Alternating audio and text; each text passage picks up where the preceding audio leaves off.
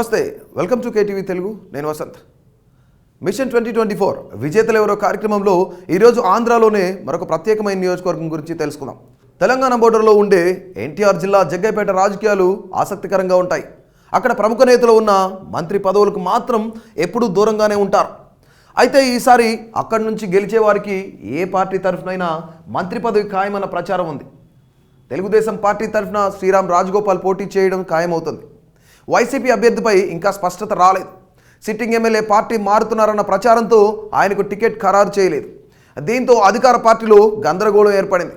జనసేన పొత్తు, టీడీపీ సంస్థాగత బలం కలిపి కూటమికి ఏకపక్షంగా ఈ నియోజకవర్గం కనిపిస్తోంది.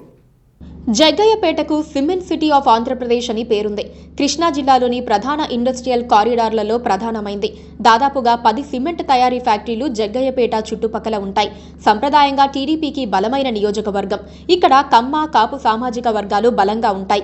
అయితే టీడీపీ తరపున వైశ్య వర్గానికి చెందిన శ్రీరామ్ రాజగోపాల్ కీలక నేతగా ఎదిగారు. ఆయన 2 సార్లు గెలిచినా గత ఎన్నికల్లో స్వల్ప తేడాతో ఓడిపోయారు. ప్రస్తుతం సిట్టింగ్ ఎమ్మెల్యేగా సామినేని ఉదయభాను ఉన్నారు. 2019 ఎన్నికల్లో టీడీపీ, వైసీపీ మధ్య ద్విముఖ పోరు నడిచింది. వైసీపీ అభ్యర్థిగా పోటీ చేసిన సామినేని ఉదయభాను 50% ఓట్లు సాధించి గెలిచారు.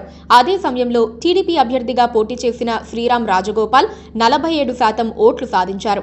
ఇతరులకు 3% ఓట్లు వచ్చాయి. 2009, 2014 ఎన్నికల్లో ఓడిన సానుభూతి ఉదయభానుకు పనికొచ్చింది. అయితే 5 ఏళ్లుగా జగ్గయ్యపేటలో అభివృద్ధి పనులేమీ జరగకపోవటం మైనస్గా మారింది. సామినేని ఉదయభానుపై తీవ్ర వ్యతిరేకత ఉందన్న ప్రచారం జోరుగా సాగుతోంది.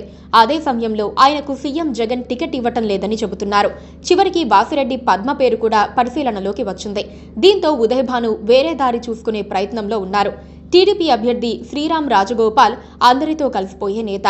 పార్టీ కార్యకర్తలే కాదు, నియోజకవర్గంలో ఎవరు పిలిచినా పలుకుతారు. ఇళ్లలో శుభకార్యమైనా, చావుకార్యమైనా ఖచ్చితంగా వెళ్లి పలకరించి వస్తారు. నేనున్నా అన్న భావన కల్పిస్తారు. ప్రజా సమస్యల పరిష్కారంలో ముందుంటారు. సహాయం కోసం వచ్చిన వారిని ఆదుకుంటారు. పేదల మెడికల్ బిల్లులు, కాలేజీ ఫీజుల చెల్లింపులు సొంతంగా చెల్లిస్తారు. అడగకపోయినా తెలిస్తే వెళ్లి సాయం చేసి రావటం శ్రీరామ్ రాజగోపాల్ స్టైల్. గత 5 ఏళ్ల పాలనా వ్యతిరేకత, ఎమ్మెల్యేపై వ్యతిరేకత కలిసి వచ్చే అవకాశాలు కనిపిస్తున్నాయి. స్థానిక సంస్థల ఎన్నికల్లో వైసీపీ ఎన్ని దౌర్జన్యాలు చేసినా టీడీపీ నేతలు గట్టిగా నిలబడ్డారు. జగ్గయ్యపేట మున్సిపాలిటీలో గెలిచినంత పని చేశారు. తెలుగుదేశం పార్టీ అభ్యర్థి ప్రస్తుతం లీడ్లో కనిపిస్తున్నారు. టికెట్ కోసం మాజీ మంత్రి నెట్టెం రఘురాం ప్రయత్నిస్తున్నారు. కానీ ఆయన ప్రత్యక్ష ఎన్నికల్లో పోటీ చేసి చాలా కాలమైంది. పార్టీ హైకమాండ్ నిర్ణయం ప్రకారం నడుచుకునే పరిస్థితి ఉండటంతో ఓట్లు చీలిపోకుండా శ్రీరామ్ తాతయ్యకు కలిసి వచ్చే ఛాన్సెస్ ఉన్నాయి.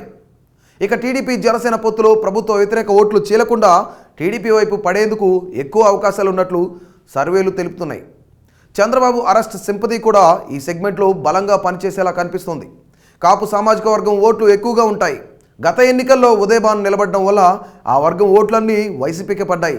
ఈసారి మాత్రం పరిస్థితుల్లో మార్పు కనిపిస్తోంది. వైసీపీ తరపున ఉదయభాను నిలబడిన కాపు ఓట్లు కూటమికే పడే అవకాశాలు కనిపిస్తున్నాయి. సో ఇలాంటి మరిన్ని ఇంట్రెస్టింగ్ అప్డేట్స్ కోసం మా కేటీవీ తెలుగును సబ్స్క్రైబ్ చేయండి. అంతవరకు సెలవు, నమస్తే.